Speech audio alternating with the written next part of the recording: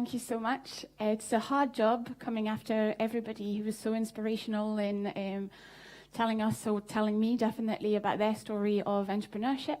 I will try and give you my story and tell you more about my company, how we see tourism, how we see traveling, and how we see business differently. Now, I really love traveling. Raise your hand if you love traveling too. That's most people today. I love traveling because, to me, traveling is a powerful tool to go beyond stereotypes. I don't want, when I travel, to go and see the things that I can see about the places that I'm going to online.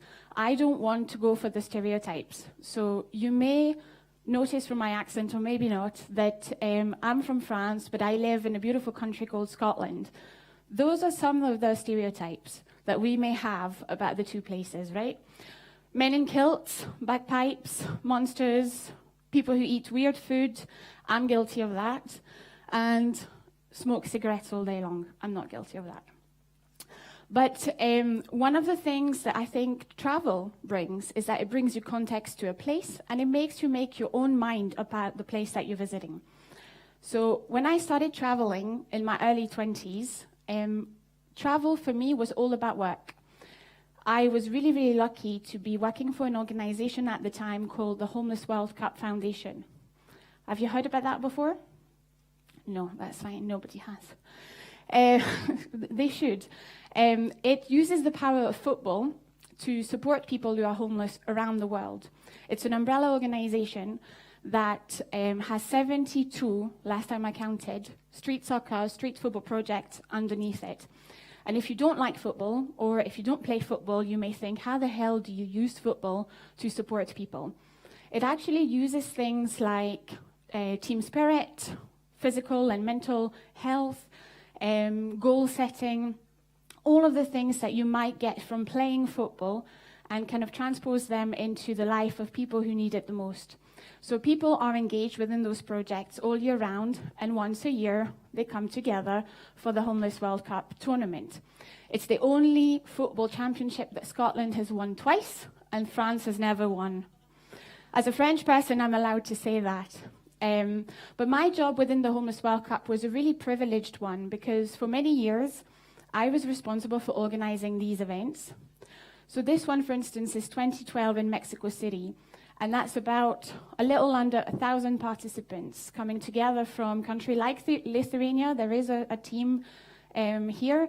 Mexico, Canada, Indonesia, Australia, for instance, and many, many more, obviously. But every time I would attend the tournament, I would speak to people, and I would realize that no matter where people came from, they all had the same story. They all had this feeling that at home they were facing stigma, that if they were homeless, somehow it was their fault, or people were telling them it was their fault. It was because they were drug addicts, because they were criminals, or they didn't work hard enough and lost their jobs. It also gave me a lot of experience in event planning, event organizing. Now, I would also travel all year round and listen to people's stories about how they actually became homeless. What were the circumstances that caused that? And that's when I realized that actually they didn't have all of the same story. I never met two people who had the same reasons why they had become homeless in the first place. So when I came in 2015, 2016, I left this job and wanted to combine all of these things that I had learned. Wanted to work with people who were experiencing homelessness, using travel, using tourism, but also breaking down that stigma that exists around homelessness and kind of raise awareness about the reasons why it happens. So Invisible Cities, which is the social enterprise that I founded in 2016, is now global, and we train people who have experienced homelessness to become walking tour guides of their own city. We sell walking tours to tourists and locals alike. Our tours are off the beaten tracks, quite alternative, and they fit a demand which, like I explained to you before, when I go and travel somewhere, I don't want to see what everybody else can see. I want to see unique things, I want to see personal things, and I want to have an impact in the community that I'm visiting. So I'm based in Edinburgh, I live in Edinburgh, but The company was on purpose called Invisible Cities because in my head I thought, okay, in a few years we can expand to other locations across the UK. In a few years came after 8 months. So we went to Glasgow, Manchester, York, I forget, and now Cardiff. It's just terrible. But the idea is that, unfortunately, you have homeless people everywhere. You also have, in those cities, a massive influx of tourists. Tourism is $1 billion sector. Edinburgh is the most populous city after London in the UK. York also has massive influx of travellers. So how can we use that power? How can we use that sector for good? We train people for a long period of time, and all our training is basically based around public speaking, self-confidence, self-esteem, customer service. At the end of the day, this training you can take anywhere. If you go and work in a hotel, you will need these. If you want to go and work in a restaurant, you will need these. You don't need to be a tour guide to only have these skills. Our guides design their tours themselves. A very important thing for us and for me was that I didn't want to put words in the mouth of our guides. I didn't want them to tell a story. And I certainly didn't want them to share personal details if they didn't want to. So part of that training process is that they build their own tour. They get matched up with somebody within the industry, usually other professional guides, people from hotels, people from booking.com, Airbnb, etc., that will then help them to build that tour. What it gives us is that once they're ready to go and work anywhere else, we already have tons of contacts where they can go and work. One really important thing for us is that we want to garner industry recognition.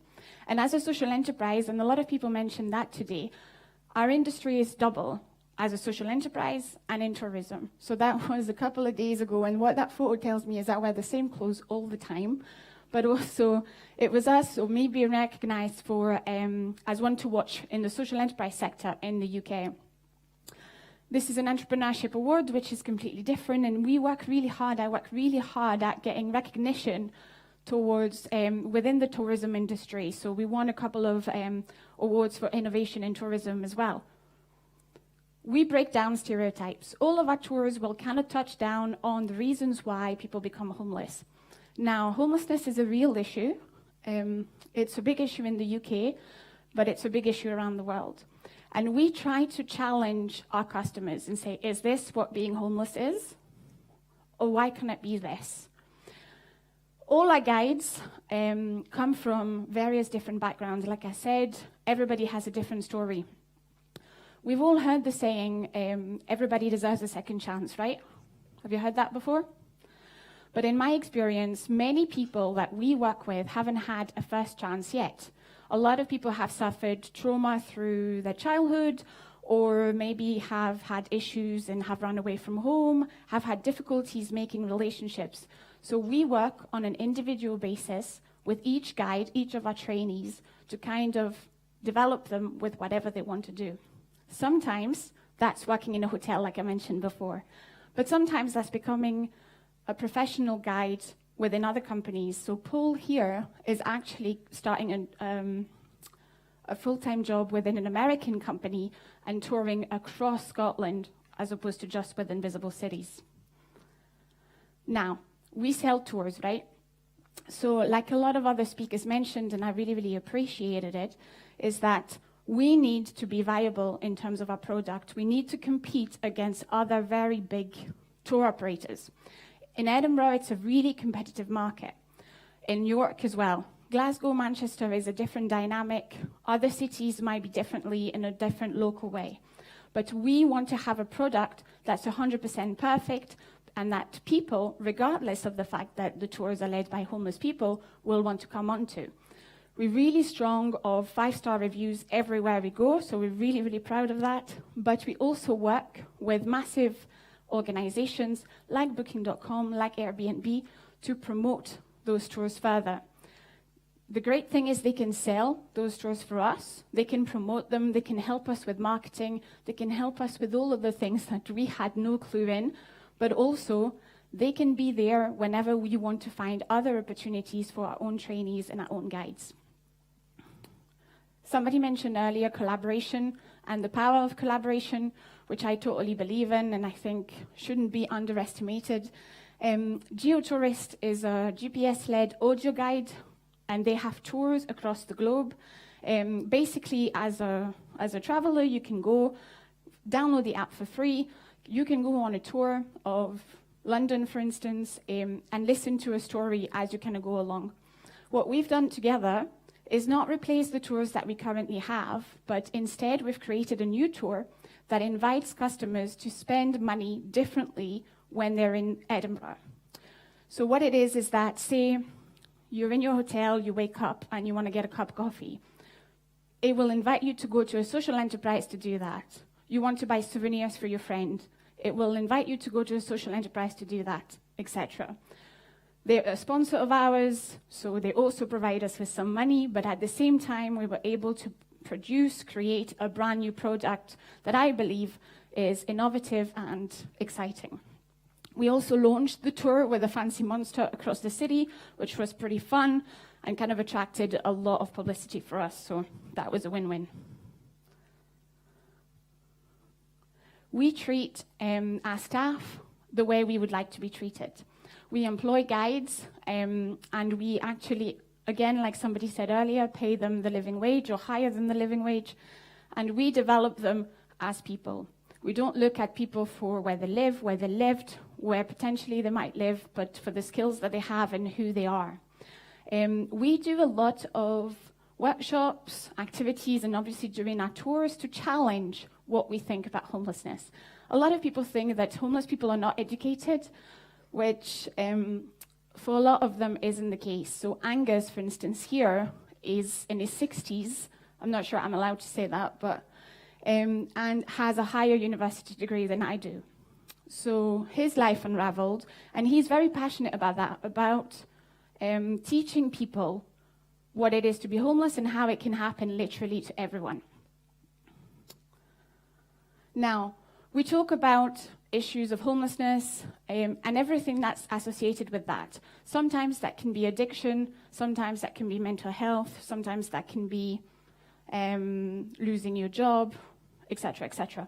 Those are quite important topics that we believe we need to talk about more. And we need to talk about more of them in a more honest way. So how we do that is through our tours, obviously, but also through reaching out to mainstream media. Last year, all of these outlets covered our tours, and for all of them, we had a reach, all of them combined, we had a reach of 1.2 million visitors, or viewers, sorry. So that means that 1.2 million people saw the work that we did, Invisible Cities, that's kind of awareness for our brand, but also we're kind of educated around all of the things that I'm talking about. What I really appreciated before as well was that we talked about challenges. We talked about what was hard in our business. What's hard in my business is to work with people, because a lot of our people have a lot of issues. I generally think that it's hard to work with people regardless of their situation, because most people are mad, and most people would say that I am mad. So I think this whole kind of dynamic is already hard if you don't have on top of that complex issues that people are facing. And here we have people who've been to jail, and people who have addictions, and people who have mental health issues, learning difficulties, or very, very, very low self-esteem. So on a daily basis, it is quite hard. But the great thing is it's also really rewarding. Our guides do really well in the tours they deliver, and by continuing to be with us, if that's what they've decided to do, or if they have decided that they would like to pursue another career, they also get on. We support them in doing that for them, in whether preparing them for interviews, finding them suits to wear at interviews, or paying for transport for them to go to interviews, whatever that may be, and at the end of the day, they get those jobs. I think another thing that was mentioned earlier today was about how you measure success, how you measure your impact. And I've told you about awards, and I've told you about media exposure, and those are great. But how do you measure success for the people that you actually work with? So Sunny, who's the person in the middle of that picture, once me and him, or we were doing an interview for a radio station. And during the interview, the journalist said, well, that's all good in the world. You do tours with homeless people. It's really fun. But how do you know this is working? How do you measure success? And it kind of took me by surprise. And I was like, oh, I don't know what to say. And he answered, and he said, you know what? Success for me means I'm staying out of jail. And I haven't been in jail for 3 years. So that's great success. And actually, 3 years is the amount of time he's been working with us. So if success for him is staying out of jail, then we are definitely successful. Some of the other challenges I thought I would mention, I love this picture, is something that we touched on a little bit before as well, which is around that balance between the social mission and your commercial success. And my criticism is, in Scotland, definitely, a lot of the social enterprises focused a lot around the social mission. And I came on board, I started a company because I wanted to help people. I knew nothing about tourism. I knew nothing about how to sell tours or how to market tours. And every day I have to learn how to work with an online travel agents and what margin should I give them and how can I score a big group that comes on a tour, etc., etc. But those things are vital if we want to survive and if we want to create more impact. And I think sometimes having more of one rather than the other can be a dangerous thing. Same with marketing. We market through loads of mainstream channels. We pay for loads of advertising because that's what other tour companies do. We reach out to the American market because they send a lot of tourists to the UK.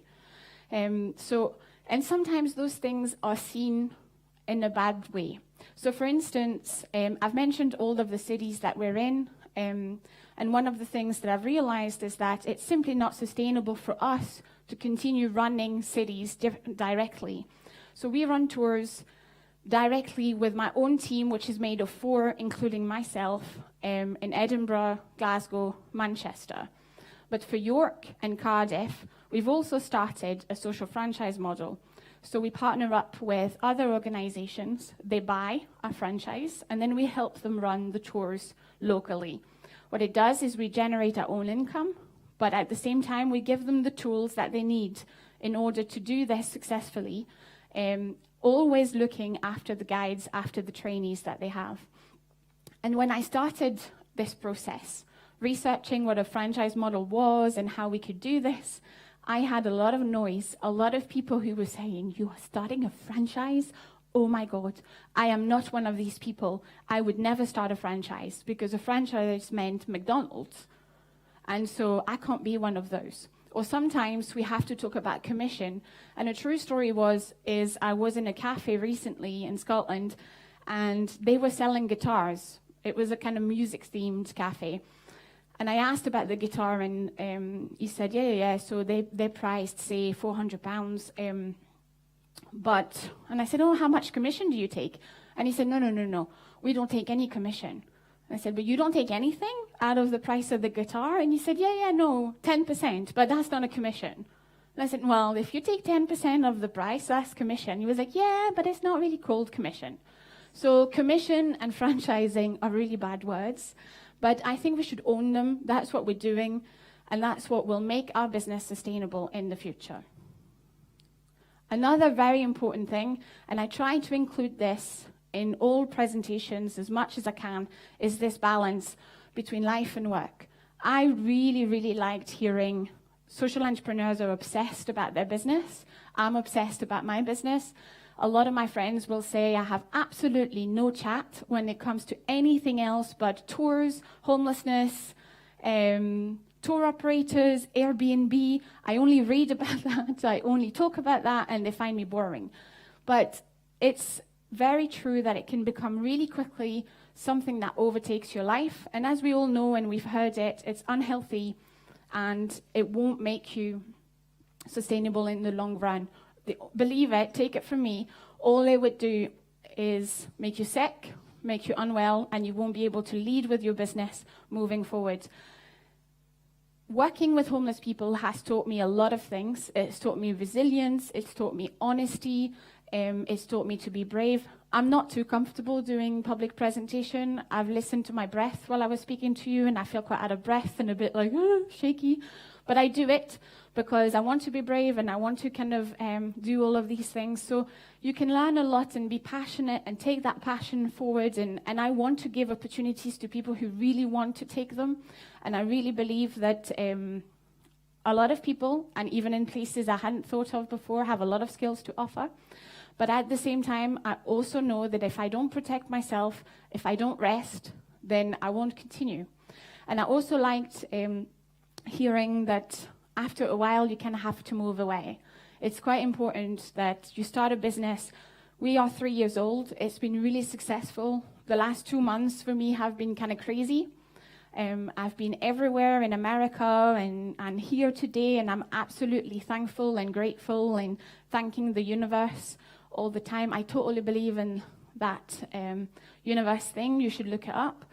But at the same time, I know that when I go back, I will sleep for a week because I feel tired, I feel emotionally drained, and I feel that I need it.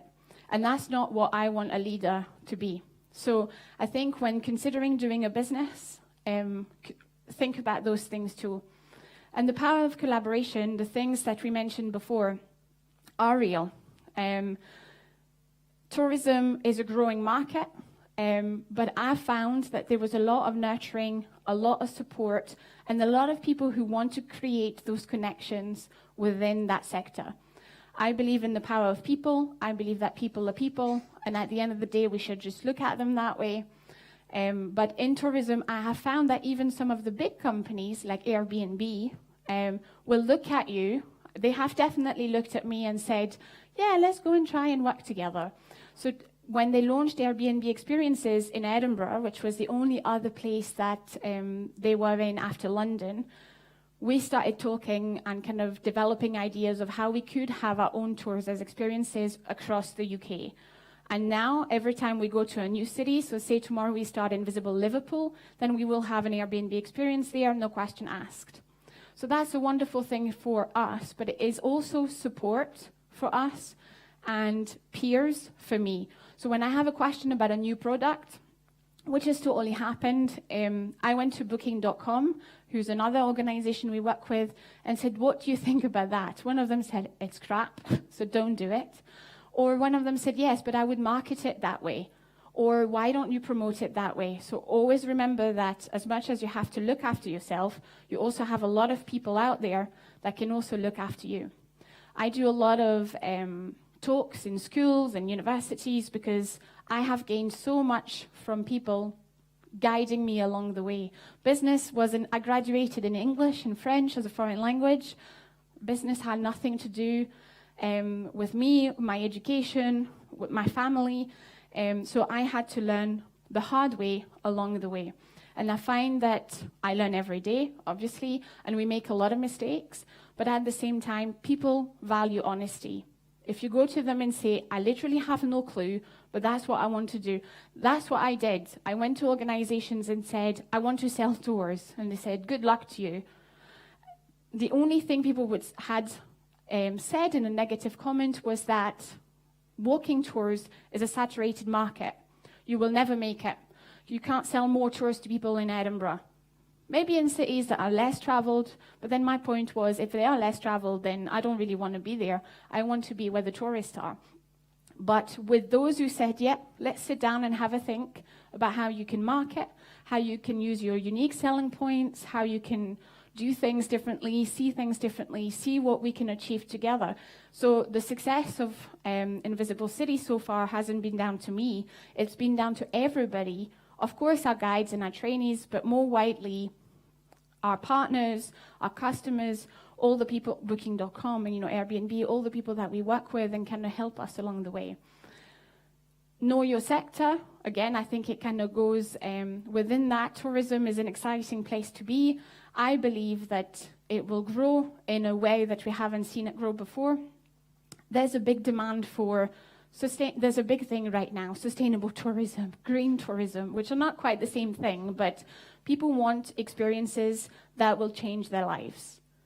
They want personal experiences, they want local experiences, and they want experiences with an impact.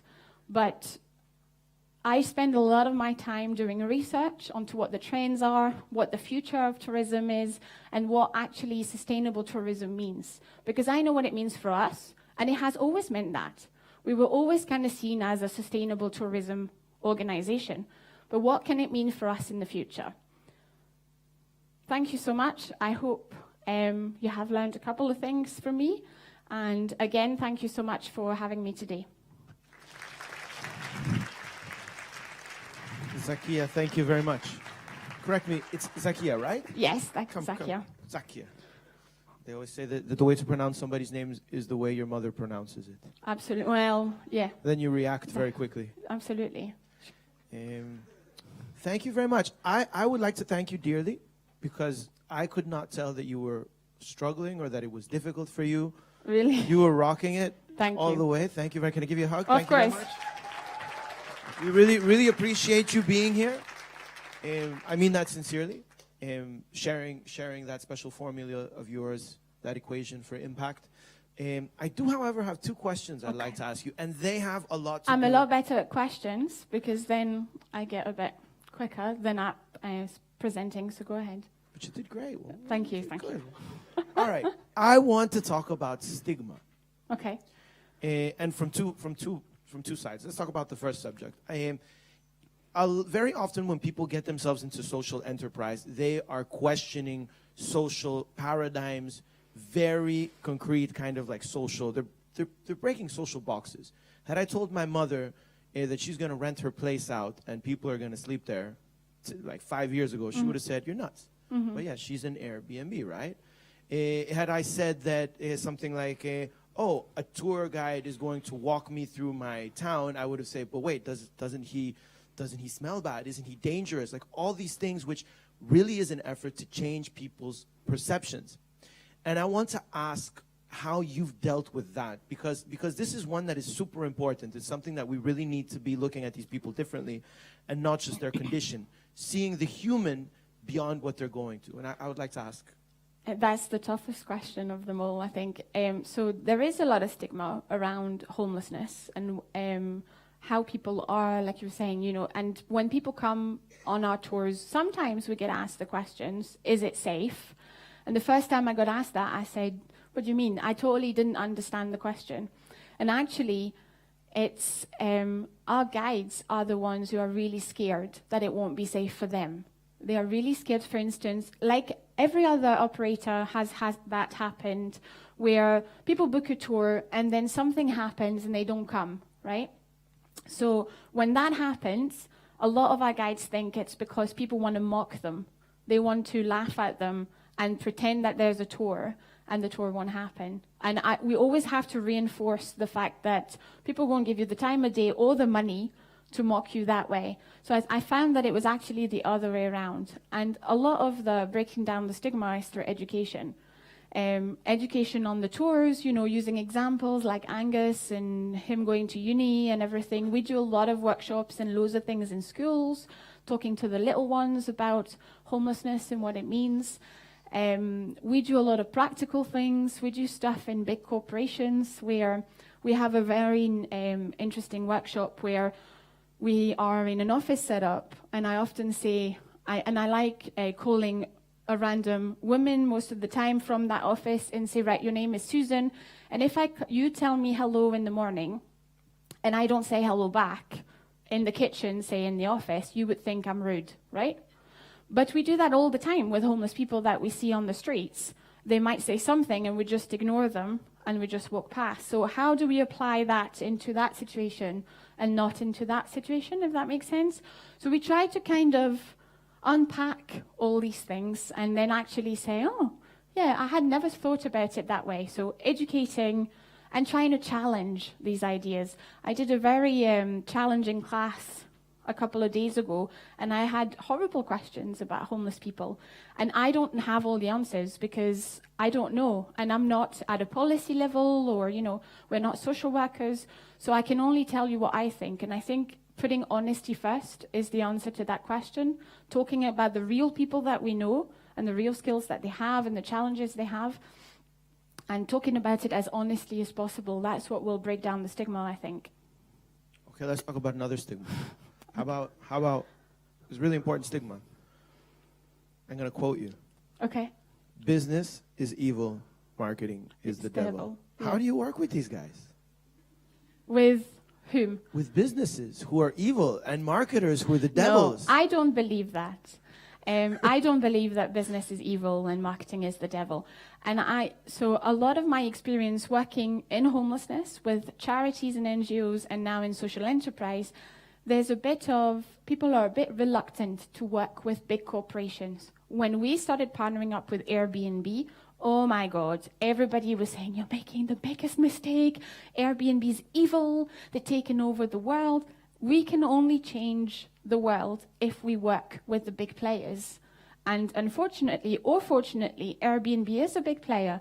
And ultimately, you said it quite well, people work with other people. Business is about people.